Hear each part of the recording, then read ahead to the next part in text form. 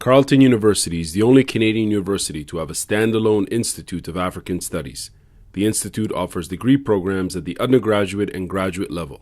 Yes, indeed, Carleton University's Institute of African Studies builds on Carleton's long history of expertise on Africa amongst its faculty and graduate students by pulling together the growing number of faculty members and experts in the Ottawa-Gatineau region to provide fresh insight into the current and historical dynamics of Africa. In this episode of Conversations with Garmamie, episode 37, we speak to the founding director of the Institute of African Studies. My name is Blair Rutherford. I'm a professor of anthropology here at Carleton University, but I'm cross-appointed to the Institute of African Studies, and I was the founding director of the Institute of African Studies from 2009 to 2015.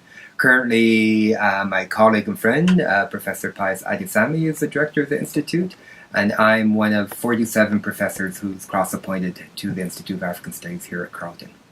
What inspired the African Institute to take us back to prior to the founding of it? Yeah. Yeah, no, a bunch of reasons, I guess. I started teaching here at Carleton in 2001.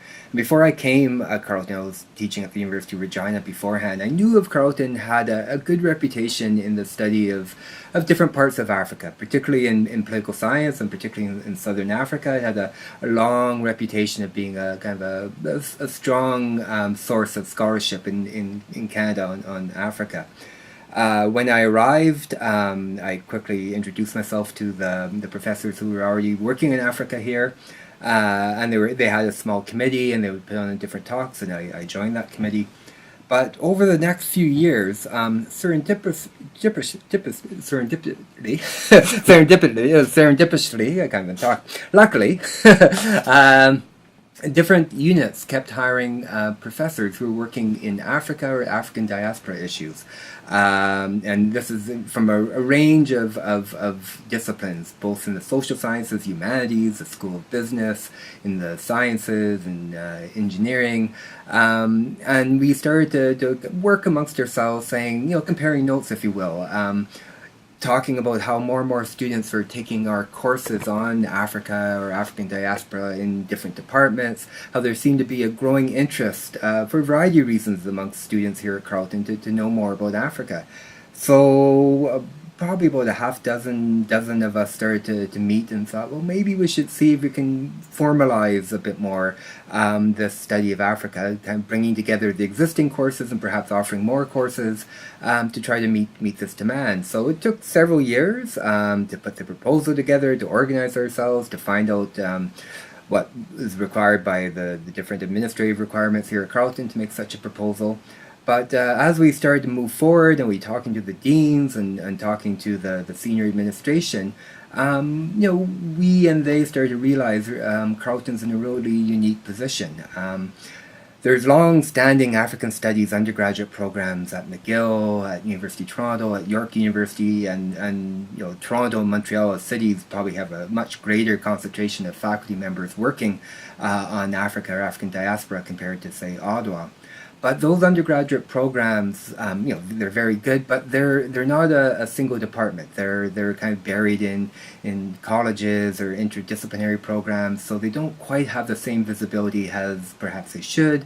And I know that talking to colleagues and friends in these different universities, they have difficulty getting people from the different disciplines working in Africa to work together under a kind of orbit of African studies.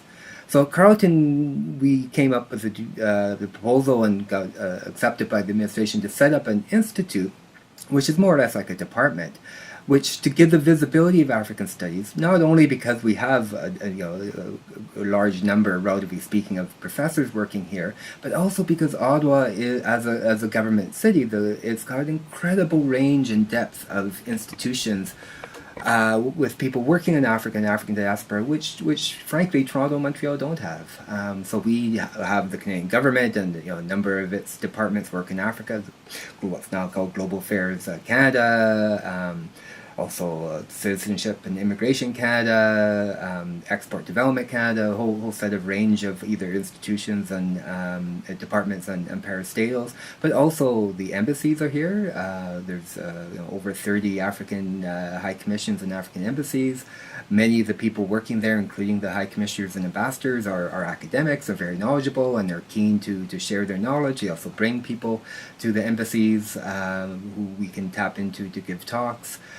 We also have a number of Canadian non-governmental organizations based in Ottawa working in Africa for development, human rights, environmental issues, as well as a growing number of African Canadian organizations, including the Ethiopian community, of course, the Congolese community, Nigerian community, and even though there's probably larger concentrations of Somali Canadians or Ethiopian Canadians in Toronto or sometimes Montreal for Congolese Canadians, we still have a large number of and a growing number of African Canadian groups who have their own organizations. We also have a very vibrant Black History Ottawa group here.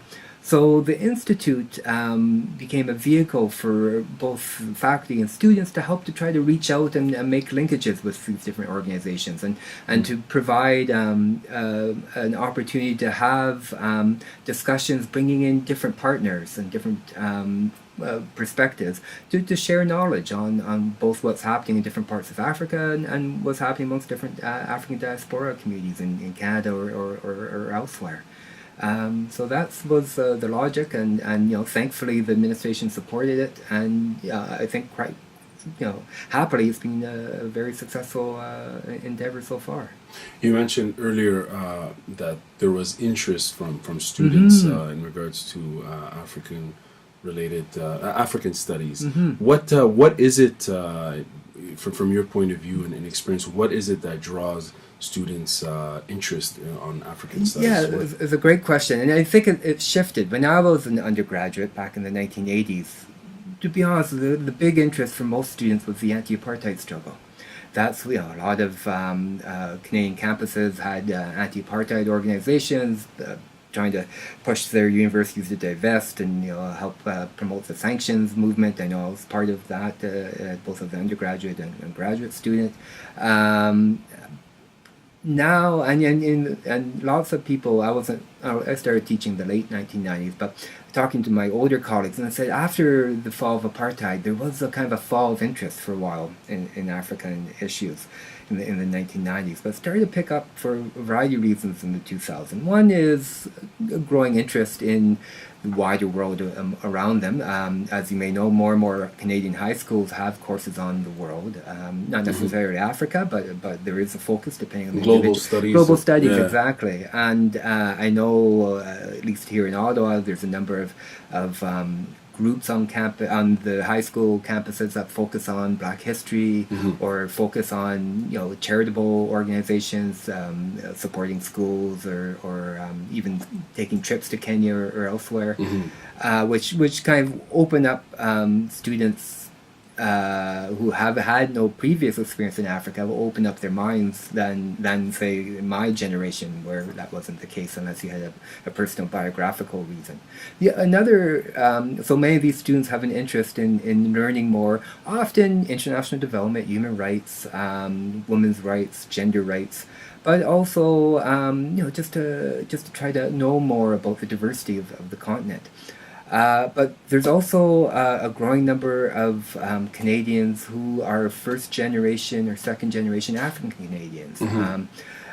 At Carleton, over the 15 years I've been here, there've been more and more students in my courses on Africa who are either born in Africa or their parents are born in Africa. So they have an interest to learn more about this part of them, which they may have a certain experience of, but they recognize there's a much bigger history and geography than their own personal story reveals them. So they have a real hunger for learning more.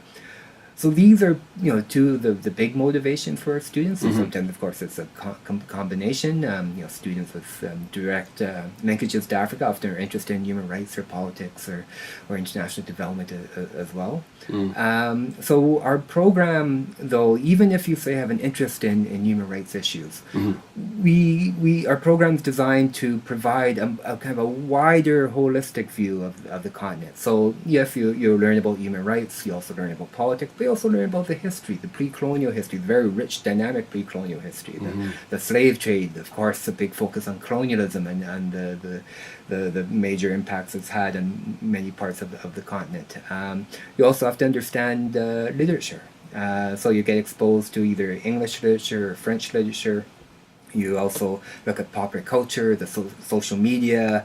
As you know, social media is widespread in throughout Africa, particularly in urban Africa, and they're very innovative. So students, kind of get, even if they have a particular one aspect which kind of sparked their interest in Africa, we show there's a much wider knowledge to gain and learn about Africa, which will help them to improve their understanding of the continent and as they move forward in their own life and perhaps careers. I'd like to. I'm interested in finding more about the program, of course, because I know there's a unique angle where you can. For example, you can do an MBA with a focus in Africa, yeah. and we'll talk more about in regards to these different themes. My question was in regards to the landscape. So you had mentioned before that there were strong undergraduate programs in McGill, Toronto, so on and so forth.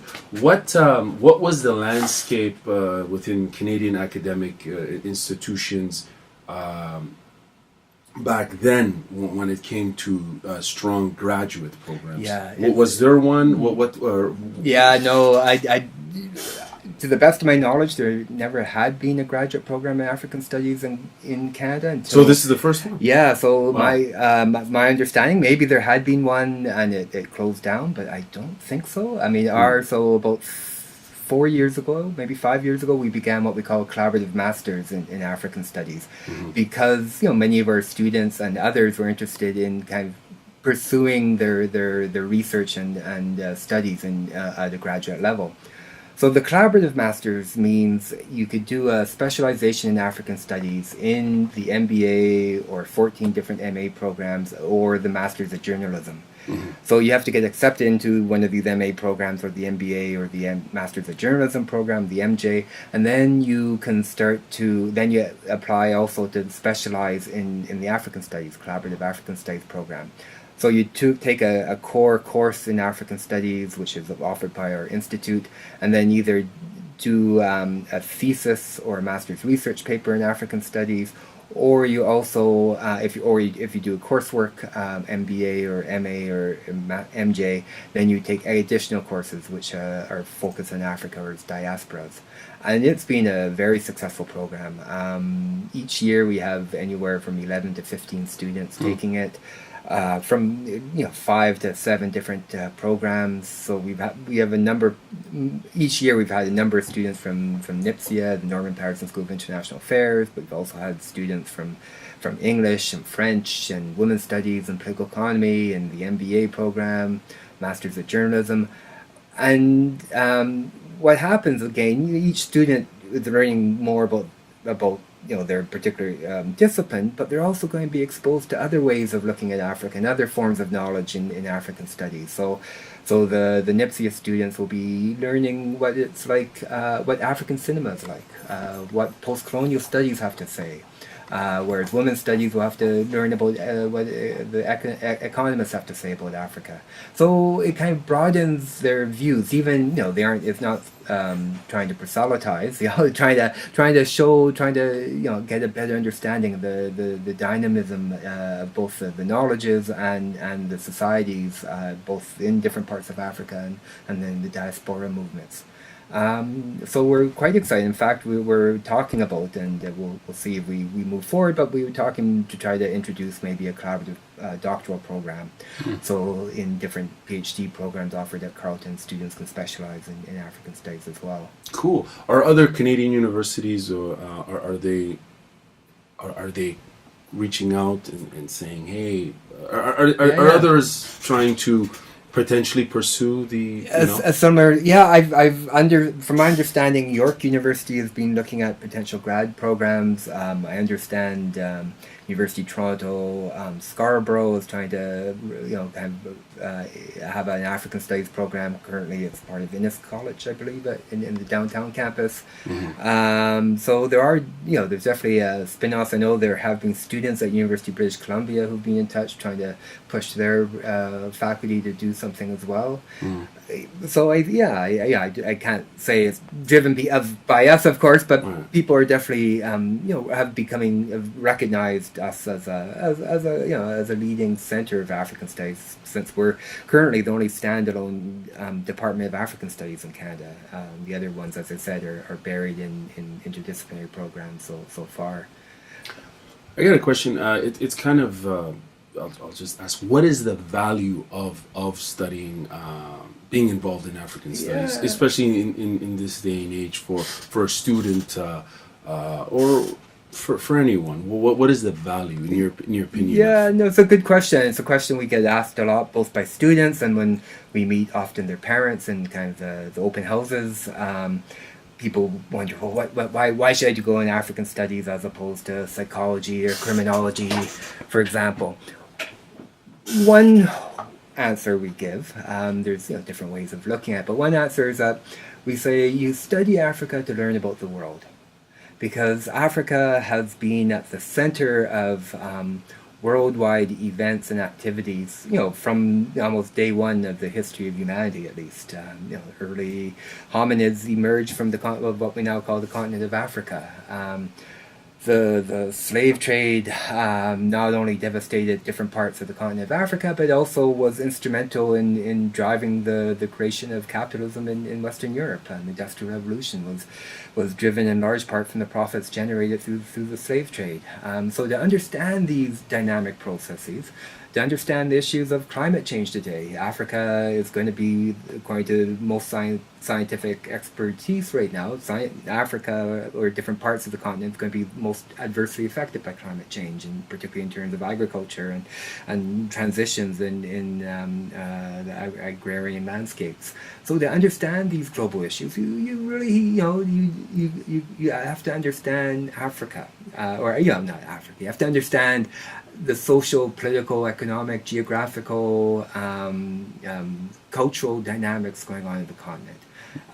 And at the same time, why this is vital is often, most Canadians are very ignorant of Africa. We, most, and I include myself here until I started to study more, or had a very limited exposure to Africa, other than the news, if you pay attention to the news, and often news stories are, look at the disasters and Ebola, the HIV/AIDS, poverty, conflict, war, terrorism, all of which, of course, occur in Africa like elsewhere, but they don't have a good understanding of it. So we try to develop a critical sense of trying to understand some of these popular images and popular representations, as well as trying to get a more in-depth understanding of these issues, of including Ebola and HIV/AIDS and state insecurities and different guerrilla movements and terrorist organizations and so forth. So, and all of these aren't isolated on the continent. They've got pan-continental, if not sometimes global dynamics involved in these activities. Mm-hmm. So, we suggest one is to try to have a better understanding of the world, since more and more Canadians recognize you have to be citizens of the world, both in terms of a better understanding, but also ways to understand how to maneuver, including in the changing Canada and different opportunities and constraints and changes happening in our politics and economies and societies are driven by global processes at times. So it's good to understand them through the lens of Africa. And we also trying to show the limits of much of the broader knowledge and representations of Africa. And looking at for example, literature. I should know this off the top of my heart, but there are 3, if not 4, of the Nobel Prize winners in literature are Africans. Wole Soyinka, Nadine Gordimer. there's another South African, not Brink, but Kutse. So at least three I can think of are and literature opens a whole different insight into the humanity, if you will, let alone the particular dynamics of different societies in Africa. So we see this as a vehicle for helping students become better citizens, but also providing better skills at interpretations of criticism, of writing, presentation, communication, which are similar to other humanities and social science skills. But we also provide opportunities for students to have what we call experiential learning. Mm-hmm. So we have a course in the books called a placement course.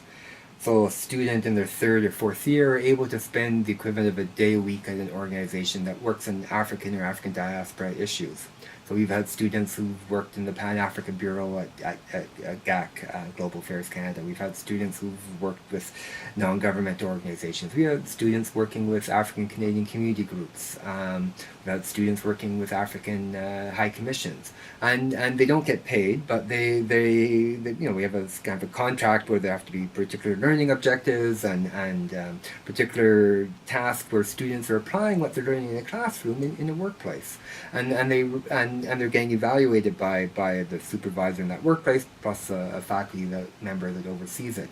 So it allows them to start recognizing that, hey, what I'm learning in a classroom has use in different workplaces, and allows them to see how they can translate, if you will, some of the knowledge they're gaining in the classroom into potential job markets. And we also have what we call the African Studies Abroad course, where one of our professors, we have 48 professors who are affiliated with us, take students to a different part of Africa in which she or he does research. Is this at the undergraduate or graduate both. level? So okay. So it's a combined third year, fifth year course. So students can enroll in a master's, as a master's student, or as an undergrad, get evaluated differently depending on their levels. And they do a course in the area of expertise of the professor, but of course they draw on the experts in that particular African country. So this next month, this coming May, my colleague Paul Mkanduwire is in Human Rights Program at the Institute of Interdisciplinary Studies, cross-appointed African Studies, is taking around 20 students to Malawi to look at issues of global inequities in health. He's a health geographer, and he's Malawian himself, so we're going to spend 3 weeks up in northern Malawi talking to people involved in the Department of Health, talking to different professors of health, going to different community groups working with issues of HIV/AIDS and TB and other health issues, to understand the different socioeconomic dynamics shaping both health vulnerabilities and the ability of state and non-state organizations to try to address some of these health issues. So the Institute, is it actively partnering with academic institutions on the continent as well as organizations? So for these courses, it's usually driven by the individual prof and his or her linkages. So Paul's got linkages with a university in northern Malawi, and I'm working with them. Last year, my colleague Chris Brown did in Ghana, and he had links looking at politics and development, democracy and development in Ghana. Alan Thompson in journalism did it with National University of Rwanda. Suzanne Clausen did it with University of KwaZulu-Natal in Durban, and so forth. So working with these institutions, but then also going beyond that. So Abubakar Sanogo, my colleague and friend in film studies, did his study abroad course about 3 years ago in Ouagadougou, Burkina Faso, and the students stayed at a film school with one of the most renowned directors, Gaston Kabore, in Ouaga. And Abubakar himself is Burkinabe, and as you may know, the biggest African film festival in the world is in Ouagadougou every 2 years. I didn't know. Yeah, I know. Most people don't worry. Called FESPACO, which is an acronym, but in terms of kind of feature-length films, every second February, it's held over, I think, a period of several weeks, and who's who in African cinema is there, and Abu Bakr, kind of grew up in it, and he knows everyone there. So students spent time meeting directors and going to the the government agencies involved with films, and get a whole insight into African cinema, which is one thing to read about it and learn about it, say, in a course taught by Abu Bakr here at Carleton, which is great, but then to meet people who are actively involved in it in Africa, it's a whole different story. So these experiential learning opportunities also provide rich learning opportunity for the students, and then some students combine the study abroad course with a placement course afterwards. They'll stay 3 or 4 weeks extra in that African country and do a placement in Africa, which gives them an additional experience and understanding of, say, working in a non-governmental organization in Accra, or working in a research institute in Durban. Both places we've had students do such placements. So all of this, it provides kind of the knowledge and the skills and the networks and the experience which which our students then are encouraged to think about and deploy as they go on, either in further studies and graduate work, or doing professional degrees like law or medicine, or going on into the workplace. Are students predominantly the graduate level? Are they mainly interested in policy work for the federal level, the public service, or what are they interested in? No, that's a good question. A lot of, probably often about a third of the students each incoming year are NIPSIA students, international affairs, and a lot of them have a strong interest in policy, and as you know, many graduates of NIPSIA end up working for GAC, the Global Affairs Canada, or Foreign Affairs Department, or other government departments. So they do have a strong interest in that. But others have interest in literature, or others have interest in social dynamics, gender issues, social justice issues. So there's a range of interest, and then students, some of them have, after their masters, have gone on to PhD programs. Others have gone on to work for consultancy firms doing research. Some have gone on to work with international agencies, or others with NGOs or with government. So there's a range of possibilities, and it's kind of interesting to have people who are very interested in policy in the same classroom as those who are interested in theory for the sake of theory, or post-colonial theory, and they find ways of trying to understand each other, and how each side gives a different angle to understand Africa, and both also learn about the limits of what they're learning about and what it does, which is something which is quite valuable to recognize, as I always say, more dramatically in education and school. You should, the more you learn, you don't know. And even as a professor, I'm learning all the time as new insights and new perspectives and new areas of knowledge emerge. Just a few more questions. How has the Carleton community, how is it taken this program? Is it, let me rephrase that. I guess what I'm saying is, how has the Institute been received by Carleton and as well as other professors within, outside of the Institute? And from there, what are students at the graduate level and what are they coming back and telling you years after graduating? That's a great question. We've been quite lucky, I think, that we've had very good support from Carleton. We're quite a unique institute. We belong to two different faculties. Carleton has two faculties that have a focus on social science. One's called the Arts and Social Sciences, with the humanities and some of the social science departments. The other faculty is Faculty of Public Affairs, with social sciences and journalism and social work and so forth. And we belong to both of them. We're the only unit, to the best, I think, the only unit that belongs to two faculties, and we do that because we have, in both of the faculties, we have a lot of faculty members and a lot of students in there, and we didn't want to be seen to belong to one faculty that may lead to difficulties getting support from the other faculty.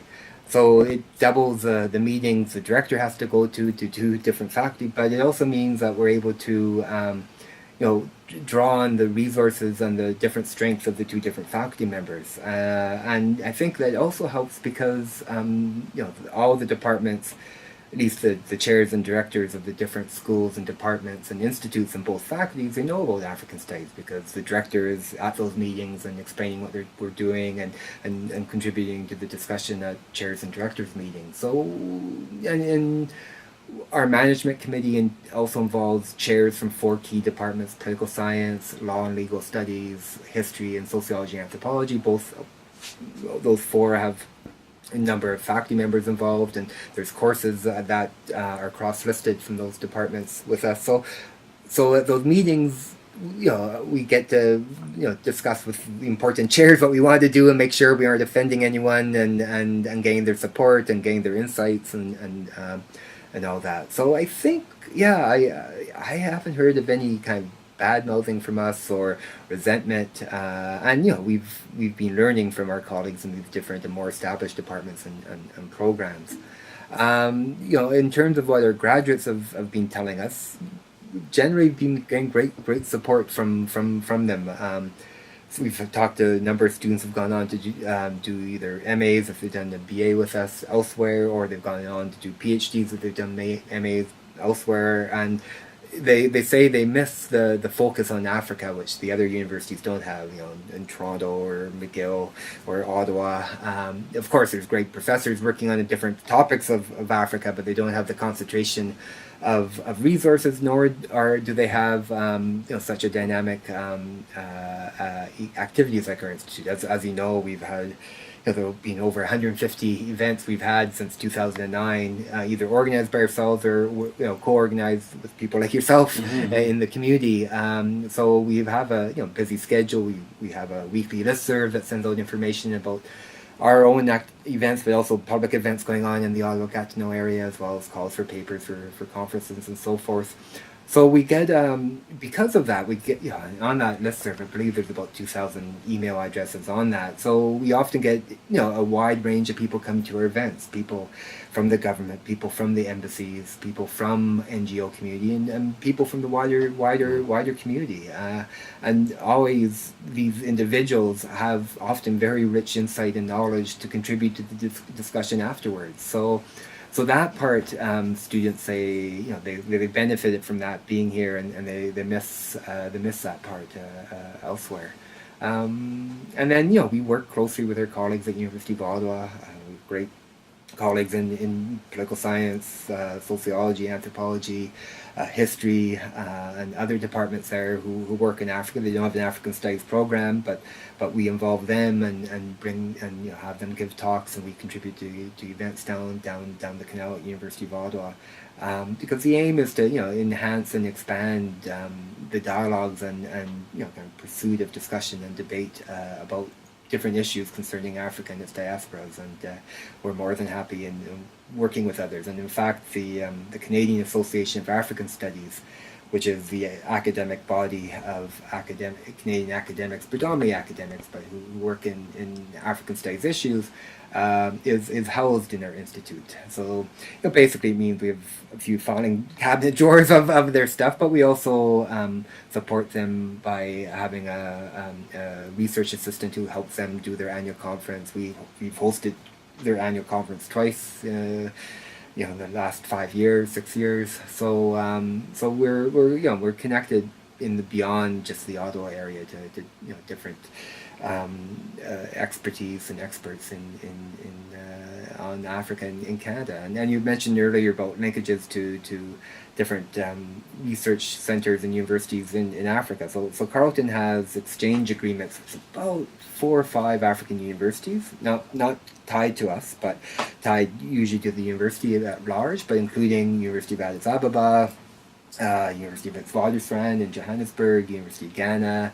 Our oldest relationship is with University of Dar es Salaam, which has been going on for about 35 years now.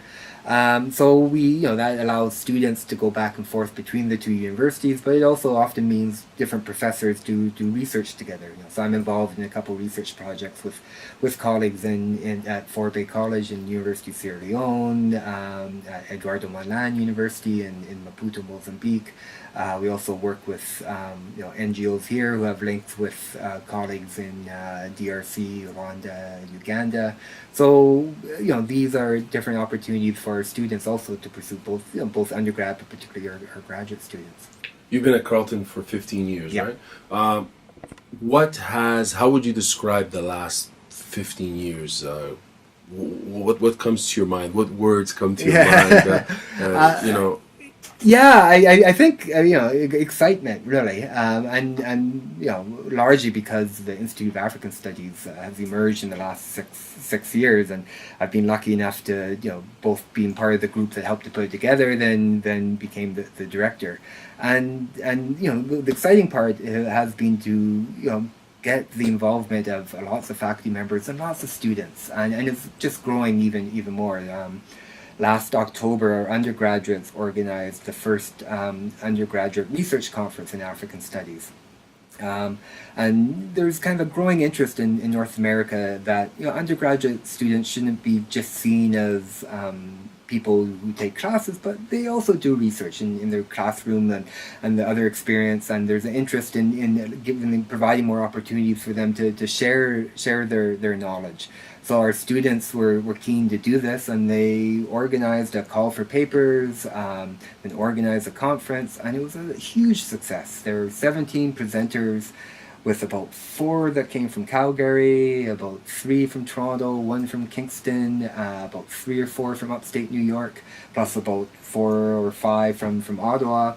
The papers were very strong, great discussion. It was on a Saturday in mid-October. We had about 75 people in the audience the whole day. Many of them other students, and yeah, it was very, very exciting. So now the next group of undergrad students are organizing for the next conference in October. They just sent out the call for papers, and I'm sure it'll be a success too. Last year we had our first Ottawa African Film Festival, organized by Abu Bakr in coordination with the Canadian Film Institute and the African Embassies and High Commissions. So we had, I believe, about 16 different countries show either feature films or short films, and these aren't documentaries, but feature films, and it was again a great success and very exciting, and it was wonderful to get this opportunity to see a lot of African cinema here in town.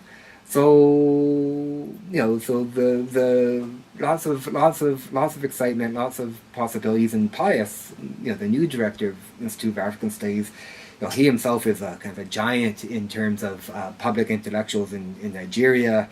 Everyone follows him on Facebook and his articles, and it goes back to Nigeria and West Africa, at least 4 or 5 times a year, often to give keynote speeches. And so he's got lots of excitement. He's a real clever writer. He's got different networks than I do, and he's got more and further ideas of how to expand the institute. So I'm very delighted to be to continue to be part of it, in addition to being part of the Department of Sociology and Anthropology. If someone were to wanted more information, where would they go? I guess. Yeah, I mean the website's a good start. So carleton.ca/African Studies, one word. We have a Facebook page that puts information about the public events, and then there's a Facebook group which anyone could join. So we have many students and faculty members, but also people from around the world who are part of that, where both our events are posted, but also people post other events and activities. We have a Twitter feed. We're not always using it too much. We're still getting into that, but I think Pius will push it a bit more. And then the weekly listserv, where we send out information about upcoming public events. And that's an awesome email. I get it. Honestly, yeah. I get it. We get the average person probably gets is signed up to a bunch of Yeah, newsletters, yeah. but I'm always Going through that yeah, one. because there's a range of interesting things that are happening in the Ottawa-Gatineau region that that I wouldn't know. Yeah, you know what I mean? Because exactly. It's hard to. It's hard to find out. Yeah, I mean, exactly. So we try to do the best of our ability, put everything we find out from conferences to films to fundraisers to plays to fashion shows to art shows. And music, and as you say, there's incredible richness going on in this region, as well as for those with more academically inclinations. It calls for papers for conferences, scholarships, and then our institute is as well. So to get onto the listserv is either you can send me an email, Blair BLAIR.Rutherford RUTHERFRD @carleton.ca, or send an email to African Studies African.studies@carleton.ca, and we'll add you on to the listserv. And also, of course, if you feel free to share events and activities with us, we're happy to put it on there. It comes out every Friday. Well, thank you very much for your time, Professor Rutherford, and all the best. Well, great. Thanks so much for the opportunity, and I look forward to further discussions with you.